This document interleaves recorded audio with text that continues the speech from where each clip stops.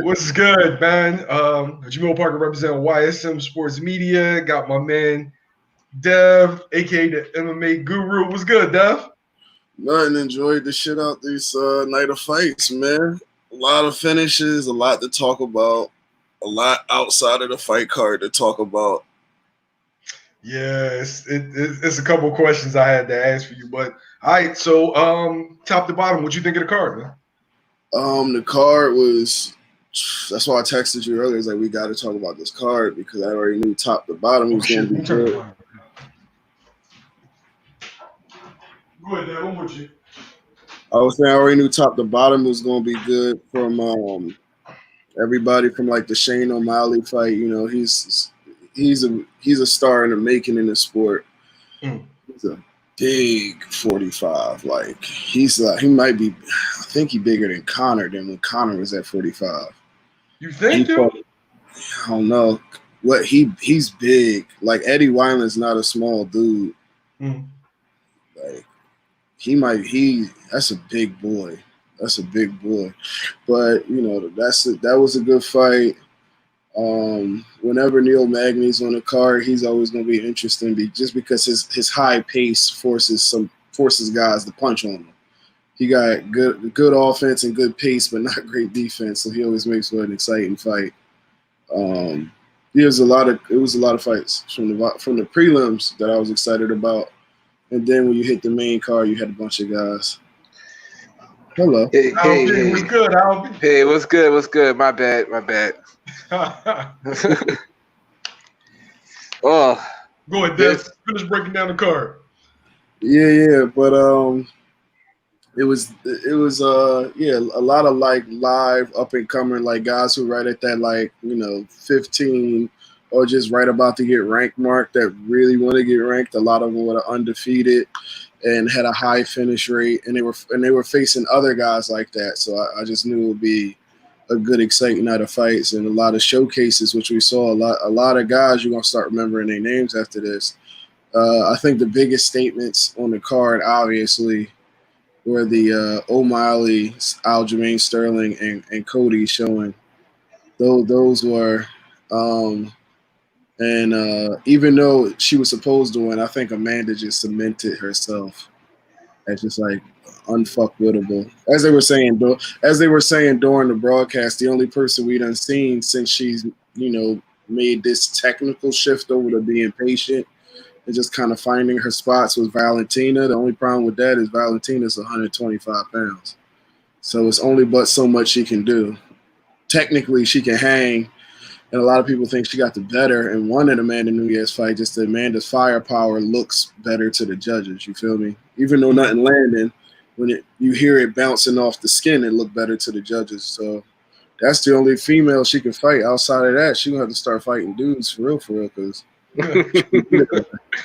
she done beat her. I mean, that's serious. I mean, the people that beat her back in the day, all like retired or they not even ranked anymore. Every woman that's ever held gold in the UFC, she's knocked out, not even beat, outside of Valentina, who's at 125, and she beat Valentina twice. I mean, they were both like split decisions, but she beat her twice. Those were good fights, though. Those were great fights. That second fight was beautiful. The second fight, people really, again, a lot of people thought that Valentina won that fight, and the only thing that gave Amanda the advantage was the last minute takedown. Well, not even takedown, more reversal at the end of the last round, because Valentina went for a takedown and then Amanda rode through, spent like 1 minute on top, and they gave her the advantage over that. And when you separate in a fight like that between someone who's, the GOAT in two different weight classes and a girl that's at 125, that shows you how special Valentina is, number one, but she's just too small. She's too small, and she already lost twice, so it's hard to sell that fight. And I don't think Amanda's going back down to 135. She said in her last fight against Jermaine that she had a hard cut, and having hard cuts against up-and-coming punchers is just not a smart business decision. No, it's not. And she fought Jermaine, and we saw in that Jermaine fight, she couldn't get Jermaine out of there on the feet. And once Jermaine started landing, Amanda had to go grip her ass up and throw it back down. And that's not saying there's going to be other people like Jermaine. Jermaine is a different type of animal on the feet. But again, cutting weight and then fighting young punchers, because that's all they can put her in front of to try to sell a fight. She's kind of in the same position that John Jones is in. It's like you got to put a person that can't lose against somebody who's young with a highlight reel at this point. That's all you can do. Albie, how'd you see the card? Oh, how did I see it? I'm sorry, say that again? How did you see the card? Like, what did you think of it? Oh, this was one of those cards, those very rare cards, but they've been happening more often than not, where every fight is literally better than the next. Like every fight that comes next is literally better than the last fight. This is one of those. This is one of those like I don't want to say historic, but it's definitely one of the more memorable cards I ever watched. It's definitely there was so many good fights and good and exciting moments throughout this whole card. Like it was literally like stories. It was a lot of like storylines going into these fights too, which was surprising. I feel like if it wasn't for the whole quarantine situation, a lot of those fights would have been headlining fights. Like you had Cody Garbrandt versus Rafael Sunstyle, which is like that's a main event. That's a main card fight. Yeah. You had Aljamain Sterling versus Sandhagen. That's ranked number 2 and number 6. That's a main card fight. Mm-hmm. So that top 3 easily could have been 3 separate cards. They all had stories going into them too. The Sean O'Malley versus Eddie Weiland. Eddie, a former champion. For people who don't know Eddie Weiland was Cody Garbrandt before Cody Garbrandt. He has the same story. He came out, tatted up, knocking everything out, won the title. He was the inaugural WEC bantamweight champion. So he's the first bantamweight champion essentially in a major MMA league. Same kind of story. Got to the top and took a couple of losses, but he's been making a rise back and starting to knock a lot of guys out. So when people were counting him out against Sean O'Malley, my thing was like, at the end of the day, Eddie Weiland touches people when they go to sleep. Yeah. And for Sean O'Malley to be this up and coming star, they easily could have booked that as like not like a major headlining fight, but it still could have been like one of those like little throwaway cards where they put a whole bunch of some of their newer guys. You can have that at the top and have like Greg Hardy at the co-main event. It could have been one of those type of cards. So you can even push that as a main event. So it was a lot of different stories going in. And the one thing I want to say is everybody showed up. Everyone showed up. Even the dude, his name is escaping me, who his brother unfortunately passed. I know what you're talking about. Who was the guy that had the 1-punch knockout? Who was that? I'm talking about the Joan. He fainted the uppercut, then came over the top, and I mean Sean O'Malley. Sugar Sean O'Malley. He's gonna be somebody to watch. Yeah, he's gonna be somebody to watch. He's been somebody to watch. He was out for a while because somebody snitched on him. We all know who about marijuana. Wait. Does his name rhyme with? It's John. Son. It's John.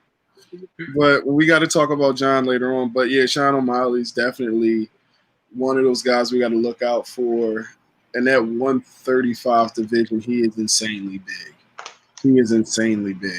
I was just saying, he kind of looks like he's Conor size when Conor was at 45, but he's fighting at 35. Yeah. And, like 5'11"? Yeah. I think Conor's 5'11" too. Or 5'10". Conor's not 5'11". Conor's like 5'9". 5'10". 5'9", 5'10". But it's I think he's 5'10". It's a really long, like Conor has very long arms and limbs, and so on and so forth. Is Nunes the GOAT? I hear that a lot.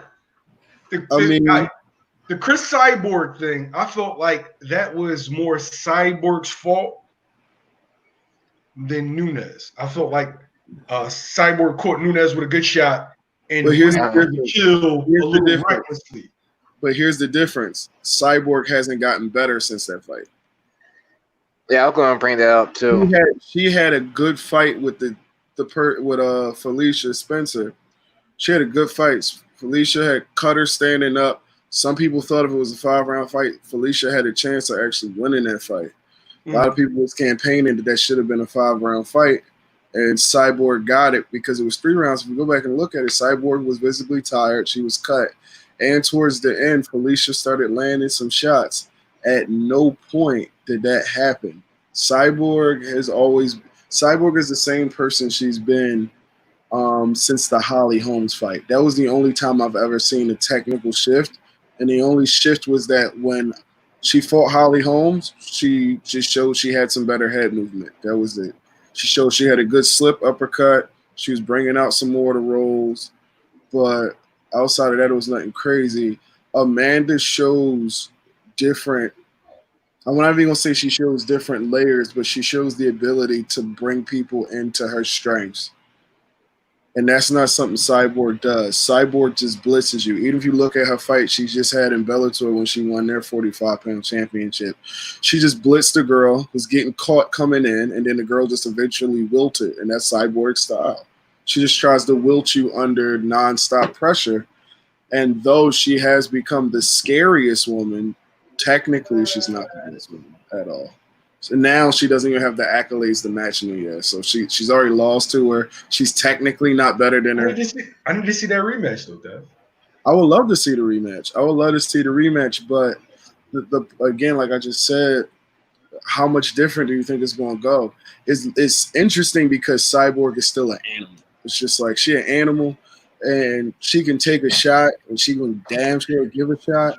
But the thing is, at this point, the thing that impresses me more about Amanda Nunes is the fact that I want to say the commentary team was very on point tonight with their assessment of Amanda. Is that in her previous fights before she won the title, she would get someone hurt and she was just like a full send, like everything. She would throw everything at him, and if she didn't get him out of there, she would get tired. That's primarily what happened in Kat Zingano fight. She tried to get Kat out of there and went around.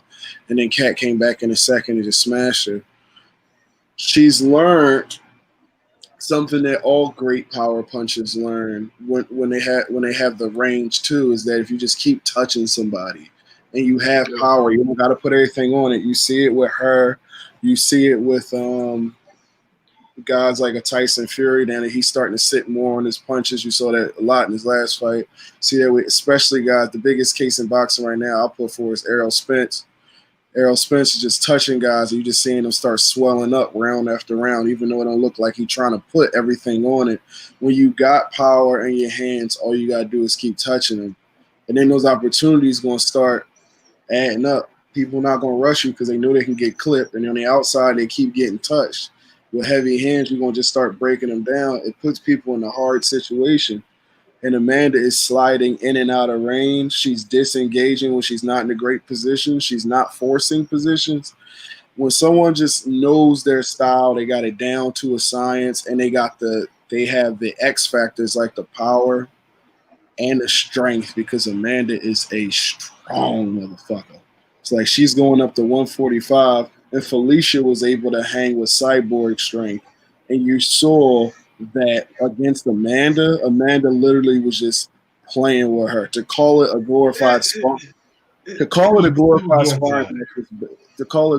sparring match is an understatement. Like, for real. This was one of those things that it looks like a situation where she paid somebody to come in for camp, and they just the last couple rounds, and she's just gonna beat on her and get that last little sweat going. That's not disrespect to Felicia Spencer. Felicia Spencer is coming straight out Invicta. Her biggest fight was against Cyborg. She got dominated, but the fact that she survived and cut Cyborg made her look. She lost in the best way possible, if that makes sense. We need to see that. We need to see that rematch, Dev. No. Right now, there's nobody for her to fight. Right. We need to see that rematch. Hey, Aldi, do you want to see that rematch? I mean, I want to see it, but the odds of it happening is like non-existent, especially with how Cyborg left the UFC. I wouldn't say how Cyborg left. How Cyborg husband made her leave the UFC. That's her Twitter account. Yeah. Yeah, he Yeah, managed to Twitter. he runs the Twitter. He really fucked that up for her. I don't think it would change because like I think you can submit that Amanda Nunes is the GOAT. Really, because how many how many like any fighter that you find that has 2 belts and each and every fight they come back, they show something different, they show something new, they show that they got better. Like she came back with this fight. I was talking to some people. They thought Felicia Spencer was gonna be Amanda Yeah, Nunes I today. was saying Felicia's a live dog in this fight based on how she looked against Cyborg, but Amanda just It wasn't this. She got Amanda, worked. Amanda never let her get Whatever, going. That's what I'm saying. yo, She never let her get going. She whatever literally, was the opposite of that, Dev, that's what happened. Yeah. like I just said, it looked like Amanda paid her to come in here. Like, I ain't got nobody that's going to show up, so just come in here. I'm going to beat your ass for a couple rounds. I'm going to give you this little check. You go ahead about your business. If I felt bad, there was literally nothing her corner was saying to her But, that could help.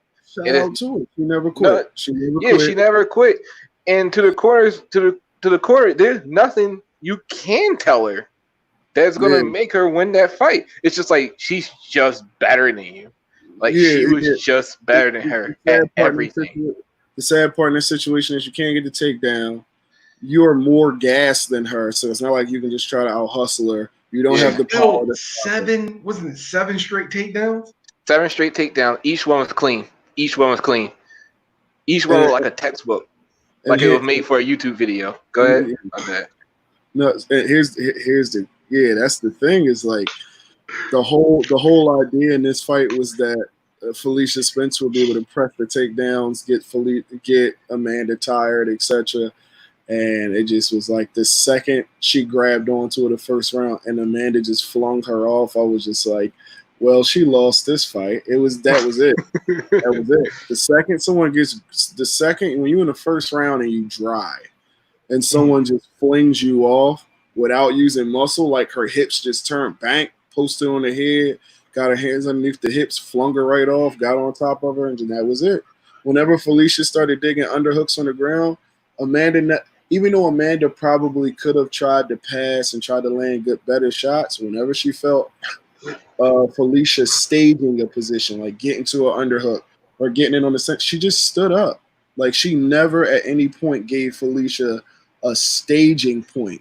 She just kept resetting her whether it was on the ground, and it's hard to beat somebody like that because essentially Amanda's just like, I'm gonna keep beating you with the same thing. I ain't gonna even give you the second layer to the game plan because I ain't got to bring it back out. She just was like, even if I'm beating you on the ground, I'm gonna make you stand back up and you'll come back to this ass whooping. And when someone is focused like that in a fight, and she's been focused like that, it's not like it's new. She's been focused like that for her last couple fights. It's hard to beat. I don't see nobody beating her. Who had the most impressive performance? For me, Sterling. It was crazy. I mean, it's hard to deny Sterling. Let me tell you something. Sterling's been around for a long time.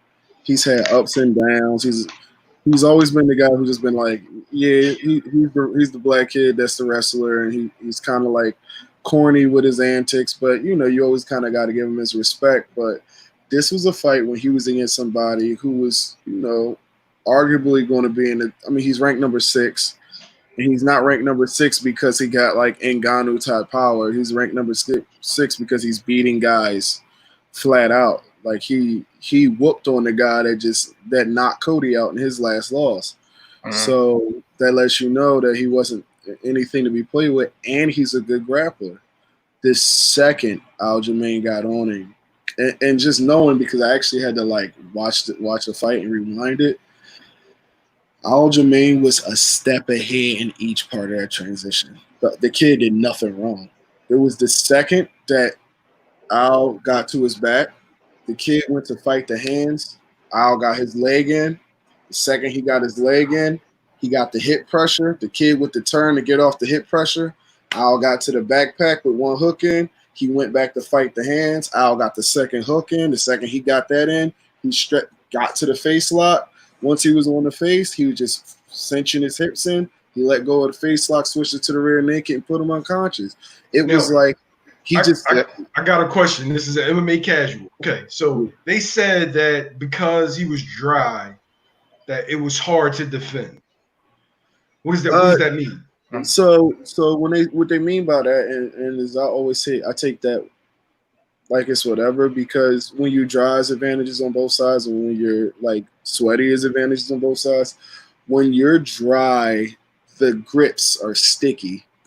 So whenever someone grabs you, especially when you grab in like dry leather, like one of those wrist controls, it is so hard. Like breaking someone grabbing your wrist is hard anyway. But when someone gets a grip of that, the glove on that wrist, the padded part, is so easy to keep a grip of it, especially when it's dry. So you can get a guy with average back control when they dry, he might be able to control it a little bit better because it's harder to wiggle out due to all the friction. So that's what they mean. But when you're slippery, yeah, it's easier to move out, but it's also easier for chokes to slide in under your neck. So there's advantages and disadvantages to both of it. I think the main thing was just Aljamain came out like he had something to prove, and he proved it. He proved that he's the number one guy. I think for me personally, the most impressive win was Cody, just because he was facing a whole lot more. He's coming off of three. First of all, he has the craziest rise next to Conor McGregor we've ever seen in the UFC. You talking about in a year, he went from unranked to being the greatest bantamweight of all time. Took the belt, fights TJ, loses, fights TJ again, loses, fights this dude Pedro Munoz that no one know about, gets knocked out again, goes to the East Coast, and like I texted both of y'all, that's never a good thing when they just start saying new camp, new me. I hate that shit. I think we all hate that shit. But apparently he's still with Alpha Male. He just did the second half of his camp on the East Coast. His coaches came with him, and he just wanted different looks and a different voice behind it. So it was just like a mixed camp type of deal. So it wasn't like he just left Alpha Male. When he came out, he actually came out representing Team Alpha Male. So good to see that camp is all together, and that might have been a good move. You got the camp he went to got good guys. They got Frankie Edgar, Eddie Alvarez over there. Marlon Moraes is not with that camp anymore, but he still goes up there and spars. So he got a lot of good looks in that division, and all of them just so happen to be punchers in that division outside of Frankie Edgar, but Frankie Edgar just going to make you work regardless. So also Edson Barboza, a lot of good guys over in that Mark Henry camp that don't have that alpha male puncher boxer style. That's what they have, more of a traditional like moving side to side boxing and avoiding takedown style instead of just like punch shoot, punch shoot, punch shoot, which Cody did look good against a bunch of those guys, especially Dominic Cruz. But yeah, it was a good move for him. Apparently, he needed those looks. There's nothing wrong with that. I think you facing a guy like Rafael Assunção off of 3 losses that were all knockout, and Rafael Assunção is no walk in the park for nobody. Like nobody. Like they were saying, no one finishes Rafael Assunção. The last person to finish Rafael Assunção was Uriah Faber by rear naked choke in 2011 or 12, I believe. That's the last time he was finished. He does not get knocked out. No, correction. He got choked out by Marlon Moraes, but he doesn't get knocked out. He doesn't even really get hurt on his feet. A year new camp off of 3 knockout losses, for him to win that fight would have meant a lot, and the way he did it was crazy. Very similar to the Amanda Nunes fight where he just never let Assunção get going. And Ashman Boxing says a disciplined Cody is hard to beat. Now, I'm not too familiar with Cody. Cody Garbrandt, Golden Gloves champ. When he just literally started boxing, went straight to the Golden Gloves, and won whatever division he was in. I think as a boxer, he was 42, 1-1 amateur wise, so not a bad record at all. High school state wrestling champion. Literally whatever he decided to do, He just picked it up in a year and won whatever it was to win and just moved on to the next thing. He's a physical freak. And you see that in his speed, like the amount of distance that he can cover in just like a flash of a second is insane. But yeah, discipline. The thing about all his knockout losses, and if you're not familiar with Cody and Albie is thoroughly, is that all his knockout losses he was winning. He's about to knock the guy out up until the point he got knocked out. In the So TJ Dillashaw fight, he beat Sterling. Who? Cody. No, they never fought. Oh, okay. Albie, you're a striking coach, right? Yeah. How would you rate his striking? Cody Garbrandt? Elite level? Yeah. Oh, definitely one of the most elite in his division right now. Definitely one of the most elite. He's a great striker. He is. He's one of the best in the division. I think he really showed it in this in his last fight. I think Cody Garbrandt definitely showed that, John. When he gets caught with stuff is when he tries to brawl with people. I think what Dev was saying earlier, it's the truth. It's like when he loses, he be winning. Every loss, every time he lose, it always come from him winning. Like even it's like what happened. You just be like, yo, 30 seconds ago you was about to knock this dude out, and now you sleeping. I don't know if you saw the TJ Dillashaw fight, but it was probably one of the most disappointing things I saw, especially when you expect from someone of Cody Garbrandt's caliber. He got hit with, I believe it was a left hook, right hook. 5 times in a row. 5 times. 5 times in a row. He was saying Raphael beat TJ and beat Sterling. Okay. Yeah, Raphael beat both of them. But go ahead, Albie. That lets you know how good Raphael is. Yeah. And they gave Cody Raphael in a crossroads fight. That is not an easy fight. That is not an easy fight. And he made it look easy when no one makes it look easy. Even when TJ. Who do you want to see Cody fight next? And who do you want to see Sterling fight next? That's my question for you. Who do I want to see TJ fight next? Yeah, that's for all three of y'all. Hashman Boxing, who's on? Who do you want to see Cody? And who do you want to see Sterling fight next? Sterling made me a fan tonight. Never seen dude before. So I think freak athlete. The initial reaction is to say Sterling and Cody had great performances. They need to fight each other, especially since they haven't fought each other. That's what I was thinking. That's the initial reaction. We also got to remember, though, is that Aljamain Sterling has been stiffed of a title shot for a while, is on a winning streak, and he is getting better and finishing guys. Cody, though he looked impressive tonight, beat a guy that beat Aljamain Sterling. He still is coming off of 3 losses, 3 knockout losses. Bad losses, I think Aljamain Sterling deserves the winner of the Aldo and Peter Yan fight. I think the best fight right now, it will be if Aljamain doesn't want to wait, he can fight Marlon Moraes. He wants a rematch with Marlon Moraes. Marlon Moraes slept him in maybe 40 seconds when they fought, putting face down in the dirt. It was bad.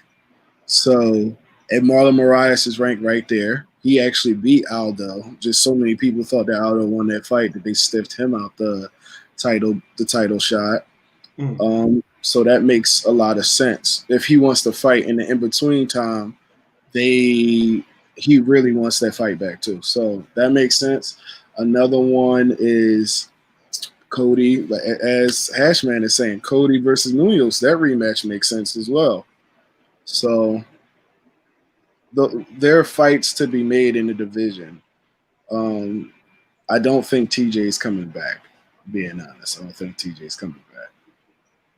How come? Albie, who you want to see? Who do I want to see? Yeah. I'm around that same thought pattern. My initial reaction is say Cody Sterling going against each other, but Dev brought up some good points. I wouldn't want to throw like Cody against someone. I would want, if I was thinking from like a business perspective, I wouldn't want to throw him, even though they didn't throw him an easy fight this time at all.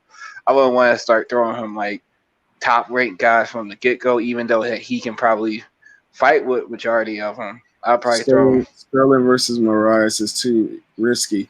It is risky, but Sterling is risky if you're looking at it business wise. But Sterling is one of those fighters who's more of like a legacy fighter. You feel me? Like he's already making money at this point. He wants to just beat the guys who are in front of him. He don't really care anymore. He went through the politics of the game. It did not work out. The politics is what got him the Morales fight in the first place because they thought he was going to be the wrestler that was going to shut Morales down. And he got kicked upside his head and shut off in the first place. Honestly, he can sit in the back and just wait for a title shot. He earned it. But if you won't fight for that, money.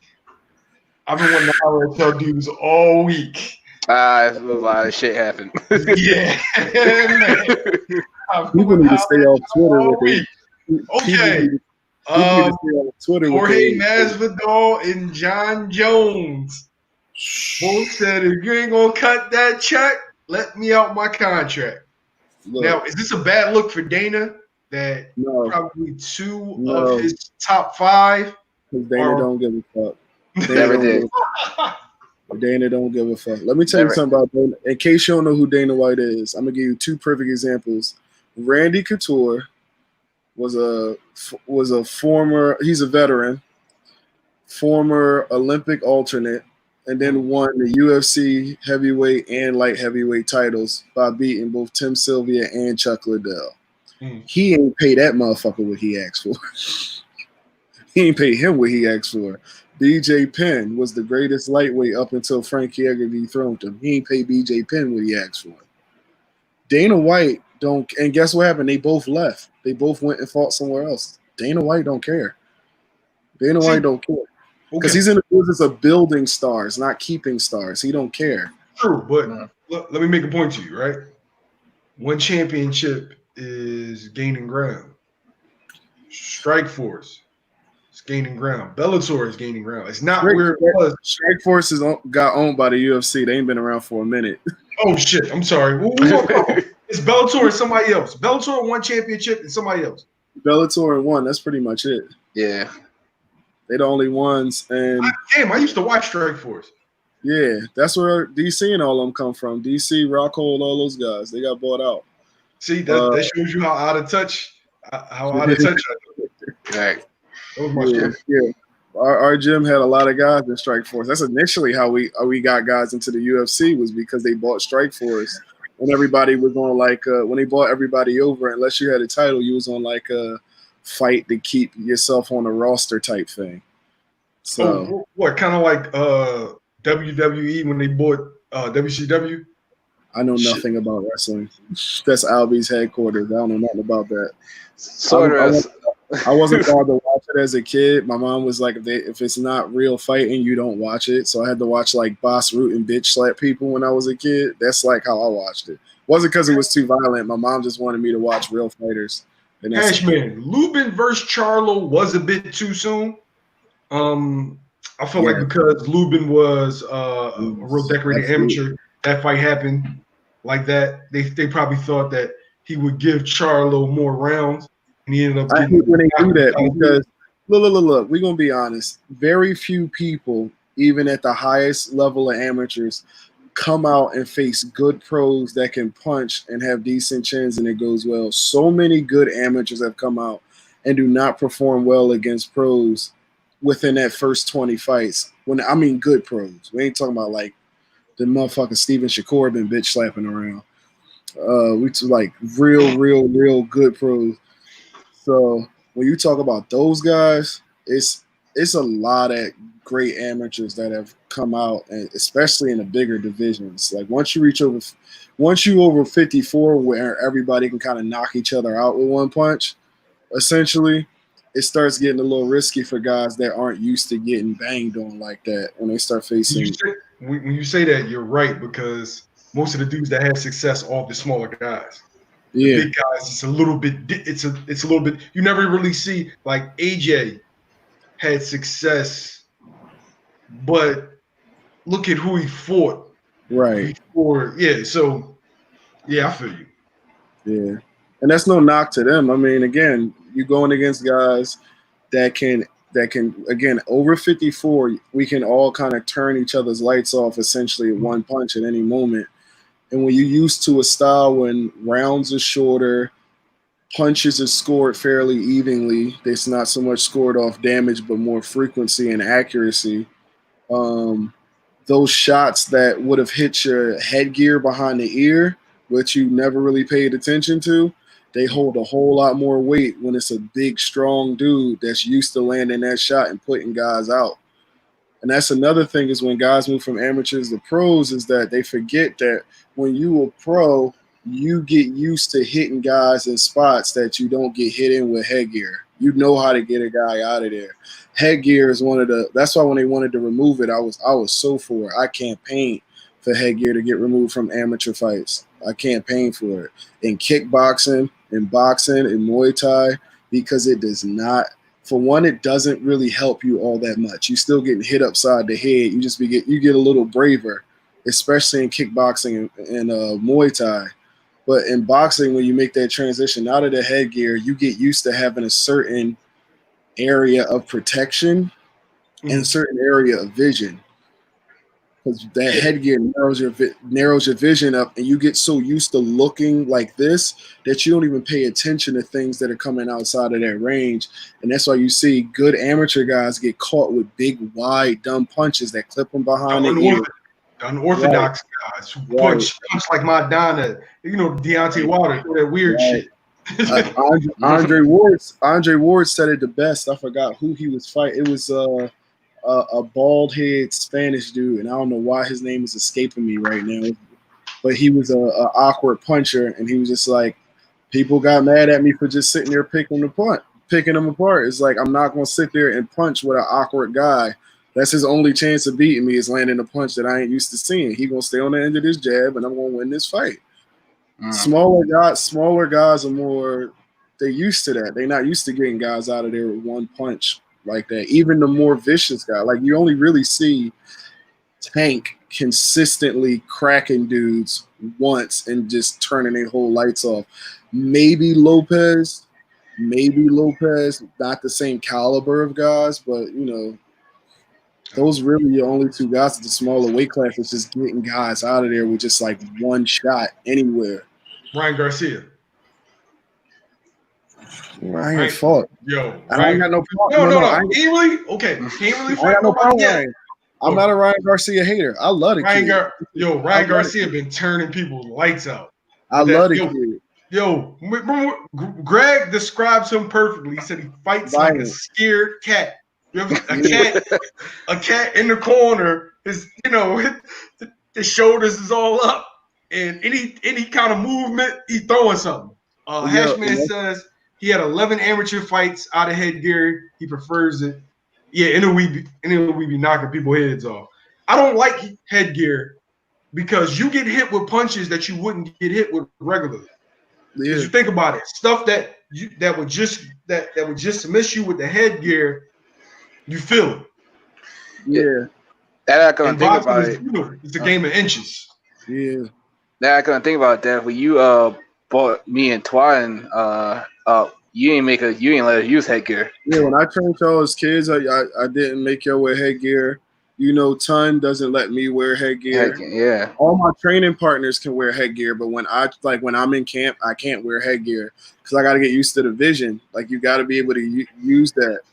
So I never let my guys, when they prepare, wear headgear unless it's like we got hard sparring. If we got hard sparring, obviously, that's one thing. But like getting ready for a competition, especially if I have a guy that I know is going to transfer into the pro ranks, it's like you got to get your eyes and your defense ready. Amateur defense is way different from pro defense. But let's get back to this money situation. Yes. I think the question is do we think who do y'all think is lying at this point? Because it's winning. Okay. Now Dana's done this a couple of times. He did this with Brendan Shaw, Ronda Rousey, where they get into like backseat arguments, and it's like you texted me saying one thing and Dana doesn't show the text. He's just like, look, I don't really give a damn what you think. Dana, this is how Dana runs his ship, and I kind of respect it and understand it. He doesn't care if you're the only person we've ever seen get away with anything like this is Connor, and he's like no leverage.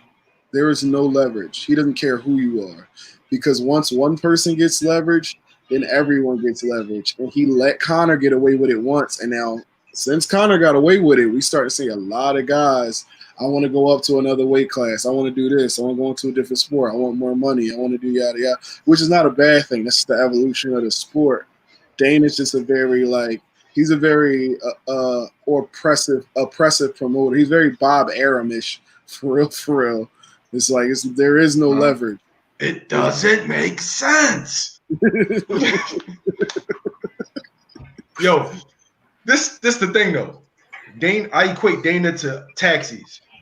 They treat you like shit for years. Then something new comes along, Uber, Lyft, and then you're irrelevant. If he keeps treating fighters in like disposable diapers, eventually somebody's going to come along. Well, here's the problem. That would be good if everyone felt like that, because the same way you got Masvidal and John Jones saying they'll walk, you got people like Karo Usman, Henry Cejudo, Conor McGregor that said they've done nothing but great business. They're making good money. Same thing with like DC, and even though Stipe and Dana don't have a great relationship, Stipe's never complained about pay once. Is Stipe coming back? Who knows? Remember in our last conversation, I told you the heavyweight division is in shambles in the next couple of years, and I know Dana sees it. And now with all of these divisions, the thing about this is that Dana's smart, and this is something he's always done. Is when one division is starting to fail. 1 second, Albie, is that you? Yeah, hold on a second. I'll be right back. I think he walked into another room. I thought it was you. I was just gonna leave it alone. No, I'm like, what is Albie watching? Albie watching porn? It's like, you gotta absorb it. Yeah, sorry about that. Albie watching Booty Talk 85. Someone playing music. I'm sorry about that. That was you getting busy, freak. Yeah, man, X videos, Albie. We can't see him from the waist down, so he's getting busy. Oh, y'all ridiculous. Y'all ridiculous. Yeah, but now what were you saying about Dana? I was saying that Dana. 1 second, my son just woke up. I need some water. My son just woke up. That's that quarantine life, man. Quarantine life. These kids don't got no. These kids don't got no sense of time right now. No structure. No, he was asleep. He just came out a whole nother room. So, but about Dana. Dana's always been real good at redirecting to a different weight class and showing it all. And he always does this with these showcases. So just like how I said about the heavyweight division is doing this, John Jones is doing this, and you start to see all that. You see how the bantamweight division out of nowhere, even though they just lost their champion, he just put all the best up and coming guys on one card on the fly. Yeah. Like Dana's done one good thing, and this is where I give him credit. He knows how to look around the corner. He knows how to anticipate this shit is about to go bad in a few months, or it's gonna go bad in a few years, and I need to be ahead of the curve. And it seems like he always pivots right before an issue occurs. So it's Bill Belichick. Yeah, so he always pivots right before an issue occurs, and then those people have no leverage. When Randy Couture was doing all that, and he was like, I beat Iceman, I deserve this type of pay. He's like, look, all the money's with this kid GSP and Matt Hughes. They the ones making all the money. And then when GSP and Matt Hughes and GSP started seeing aliens and shit, John Jones came out of nowhere and Anderson Silva. All that, he'll pivot real quick, and he knows how to do it. He's always been good at doing it. Oh, okay. 1 second, Kyle, your mom woke up. I'm gonna have to walk off the camera for a second. Albert, who would you say the top 5 fighters or draws are in UFC right now? In UFC right now, Yeah, it's definitely Conor McGregor. yeah. You can argue. I know we're talking about Jorge Masvidal, but you can argue that he's definitely a draw. Cody Covington. I know people don't like him, but he's a draw. He really gets them. Huh? America. Yeah. People watch to see him lose. Who else we got? Top 5 draw. How do we not name 3? John Jones definitely. I tune in John Jones fights to watch him lose. I'm gonna be completely honest. I'm a hater, and he always wins. He always wins. I will have to say Israel Adesanya. I'll just say Israel Adesanya. Is he a draw? Israel grumbling Adesanya. about money. If 2 of your top 5 is grumbling about money, right? Wouldn't that create a domino effect? No, not with Dana. Nah, not in the UFC. Unfortunately, unlike boxing, it's one of those things that I see. I don't see in any other sport where UFC guys can get replaced. They can. Listen, You can build up someone else in another year or 2.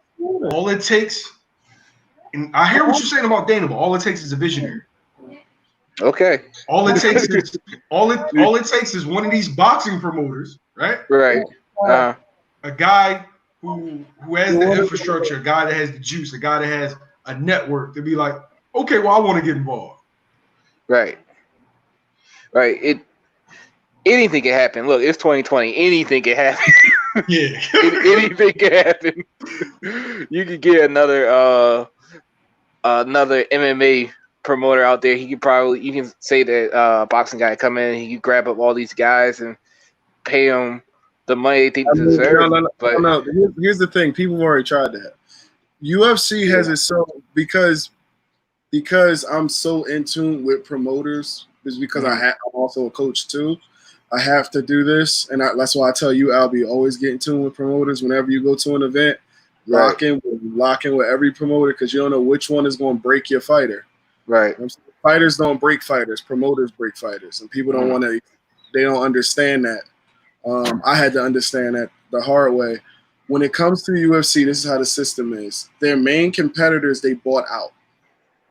Their other 2 competitors, one is only in Japan. So they don't have the type of international market that the UFC has. They already out. Bellator is here. But the problem with Bellator is that Bellator is technically a feeder league to the UFC. Meaning they have no problem with giving their top guys to the UFC because the UFC will buy their contracts out. Right. Every other place like CFFC, and I fought for King of the Cage. Yeah. And one of the conversations we had was if I went into a contract with them, if I went to the UFC, they was like, most of our guys go to the UFC. And that's exactly where most of these they've monopolized the sport. Unlike boxing, you have a WBL, WBA. You have a couple different bigger promoters, but you also have independent promoters. You can open up your own show. Like Donald Cerrone has his own MMA circuit in Albuquerque. A lot of people don't realize that. That's been going on for a while. Chael Sonnen has it. Faraz Sahabi has it. And guess where all their fighters go? Right to the UFC. So Dana has literally monopolized the entire game. You have no leverage. There is no, even on a regional circuit like this. Donald Trump couldn't beat him. Donald Trump came in with the leaders of Elite XC and created Inflicted, and they had Fedor Emelianenko, who was the one person the UFC could never get, and they got out in, I think it was like 19 months. Like, they could not keep up with the UFC. The UFC crushes everybody. Elite XC lost. WEC sold to the UFC. Strikeforce got bought out. Bellator, King of the Cage became feeder leagues. Even the regional circuit like CFFC and those like type of promotions, all feeder leagues to the UFC. I feel you. It's just hard. It's hard for this is hard. And Dana knows who to play to. He knows who he can make. He knows if I keep Connor happy and Connor's making a whole bunch, people are like, oh, John Jones is kind of like a dickhead anyway, so they don't really care if he leaves. You know, and that's the narrative. That's the narrative. You also got to look at the people that's complaining. You can spin a story real quick. You got to remember that people always want to hear a story that sounds justifiable. John Jones, Adrian Broner, who wins fights. All right, he is the Adrian Broner that wins fights. The problem is he has no one else to fight unless he goes up to heavyweight, and they don't want to pay him whatever he asking for right now. People always said he was ducking heavyweight. I'm letting you know right now, no one really thinks. Even though they know that Dana's lying, people think that it was also a tactic so John could seem like he was going to actually go up to heavyweight and just still have an out. That's the word on the street. I'm just letting you know. But man, Dana lying. No. Even if Dana's lying, people still think that John wanted it out because he's been saying he's going to go to heavyweight for like the last 5 years, and he hasn't even remotely went to it. DC jumped straight to that shit with no issue. You feel me? So it's like DC also got a dad bod though. This don't matter. He's still bad. Dad bod win. He the GOAT. I said he be winning on that dad bod. He the GOAT. The GOAT. The GOAT. He the GOAT and he eat Popeyes on the regular.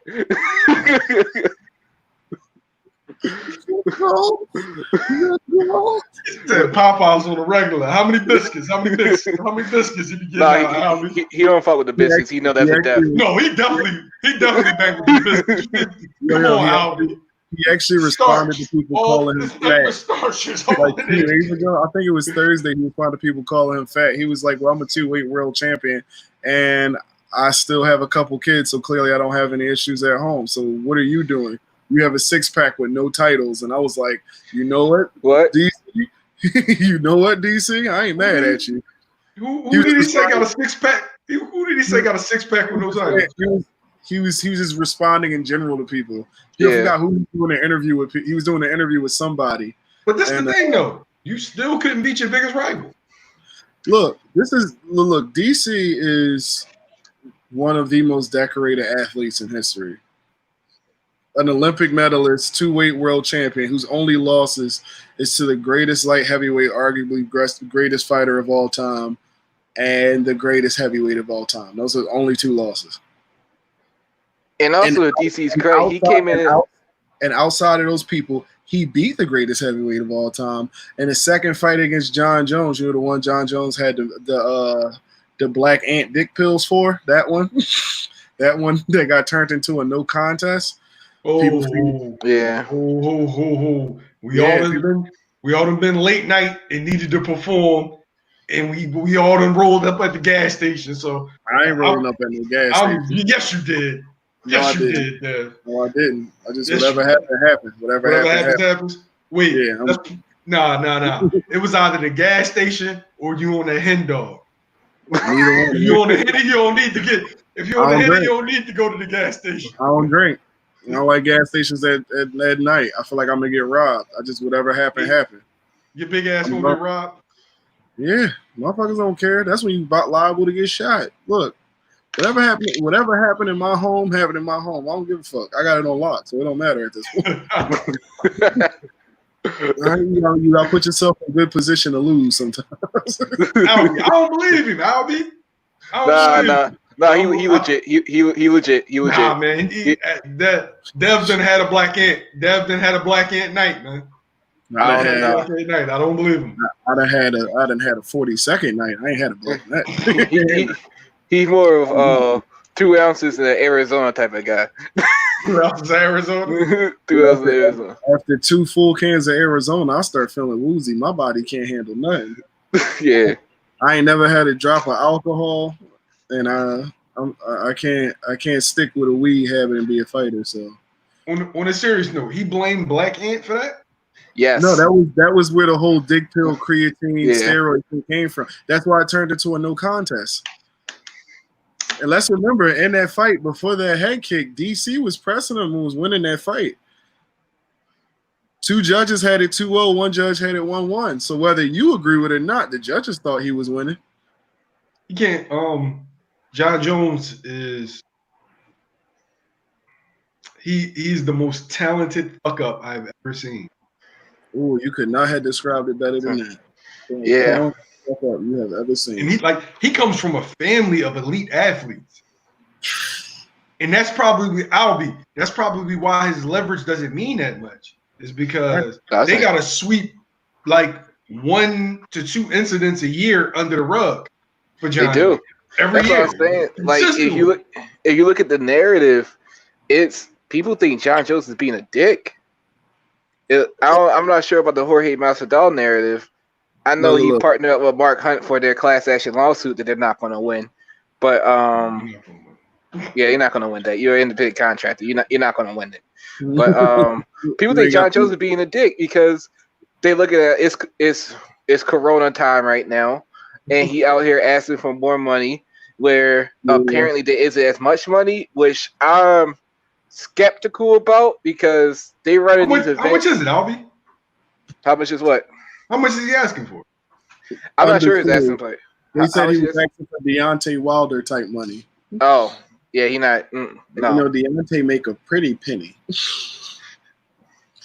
Yeah, Wilder making a minimum of 10 or 20. I can't remember. Well, all I know is that John said he gets 5 a fight minimum, and he wasn't asking for much more than that to go up to heavyweight. And Dana said, "You're the only person making 5 a fight minimum. You ain't getting shit else," and that just is what it is. At the end of the day, this is why it's hard to beat promoters. Promoting is about storytelling. Public eye is about storytelling. If you have a storyline and you're going against a promoter, remember they're going to spin that story however the fuck they want. Whether no matter how you want to say they line or something like that, John Jones has too many ways that Dana White can spin that story. Jorge Masvidal has too many ways that he can spin that story. It can be like, remember this: Jorge's Masvidal biggest win is against Ben Askren, who after that fight never proved himself in the UFC, so it lost weight. That Ben Askren win lost weight. Oh, Bruce Leroy was whooping his ass. Yeah. No, that wasn't Ben Askren. Yeah. Who was that? That was Ben Askren's little brother. No, you think about what's his name? Hooper, right? Hooper. Yeah. Chase Hooper. He's going to be interesting. I want to see where he goes. He's a tough. The little curly head dude. He looks exactly like him. Yeah, he looked like his little brother. Oh, okay. I'm wondering. I'm like, it's funny because they fight out. I think they fight out the same camp too. Back to it with Jorge Masvidal. It's like he's the BMF champion, one of the most exciting fighters. He's in line for a title. That's how Jorge is getting piped up. The second Dana wants to spin it, it's going to be like, look, your biggest 2 wins is against an out-of-shape Nate Diaz, who got stopped by a cut, and a Ben Askren, who hasn't won a fight in the UFC. Those are your biggest wins. You don't deserve more money. He can spin it that quick. Yeah. And he it's not right, but he wouldn't be wrong. He wouldn't be wrong. Because be like, yes, you beat Cowboy, but so have 11 other fighters. Damn. You beat Darren Till. Damn, dog. Let's run against Cowboy. Cowboy fight 2 times a day, so you're going to lose a couple of them. You lose a couple of them. You fight twice a day, you're going to lose a couple of them. He beat Darren Till. Let's not forget about that. But Darren Till went on the slope, too. He was already coming off of a title loss. Then he lost that fight. Then he was, I've been drinking and doing drugs for too long.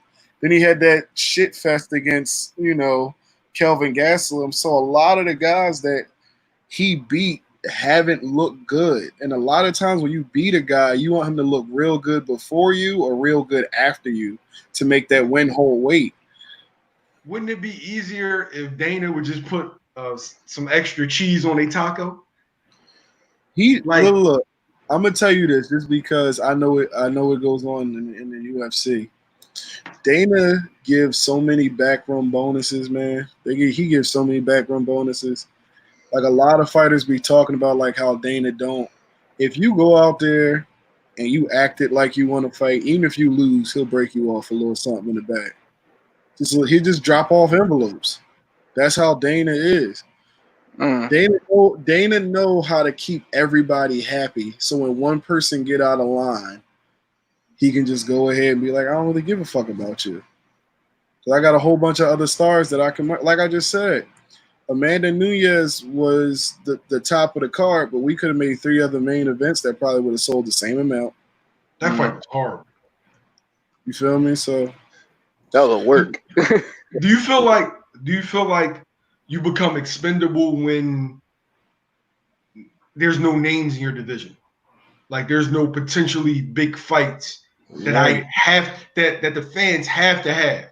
That's what I was saying earlier. It's like when Dana sees a division dying out, all of a sudden, all of the champions in those divisions don't really matter anymore. I mean, look at Demetrius Johnson was the prime example. Demetrius Johnson, when Dana White was like, he's the best fighter we've ever seen. He's the greatest technical mixed martial artist that's ever competed. In the second Mighty Mouse asked for more money, he was like, no one cares about your division. No one wants to see little guys fight. And he traded him.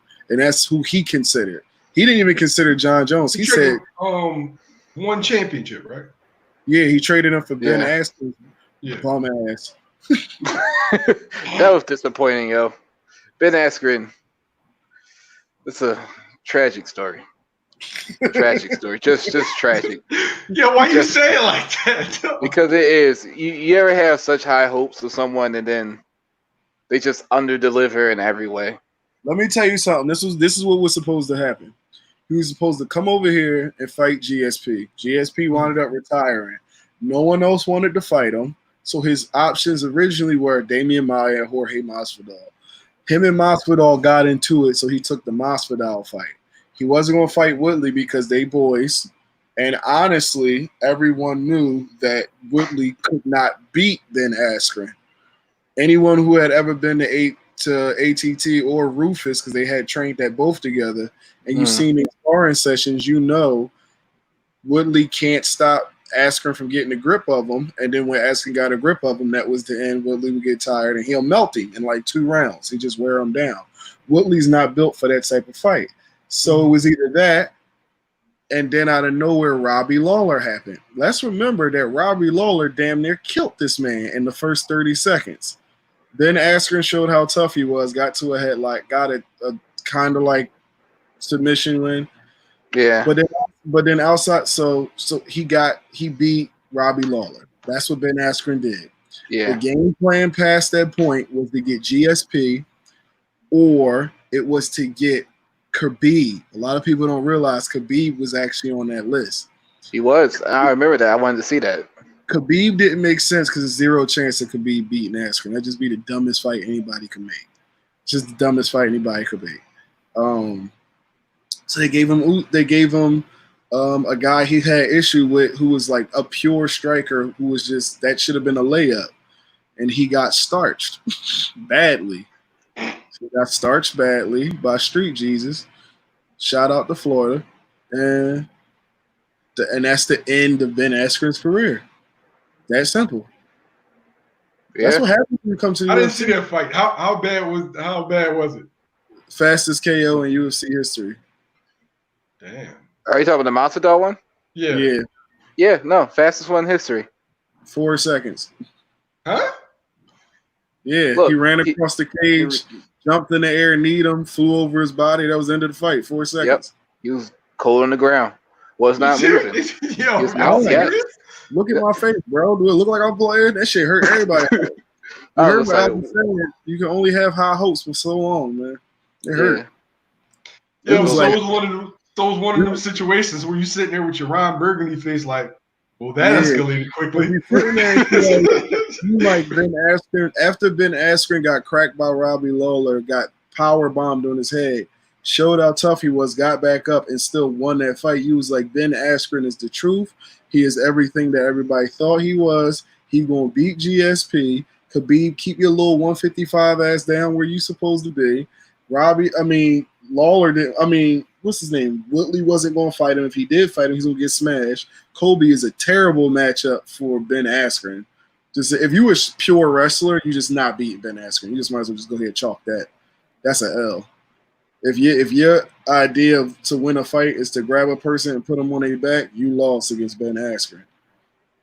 Watching Kobe lose is like one of like life's most enjoyable moments.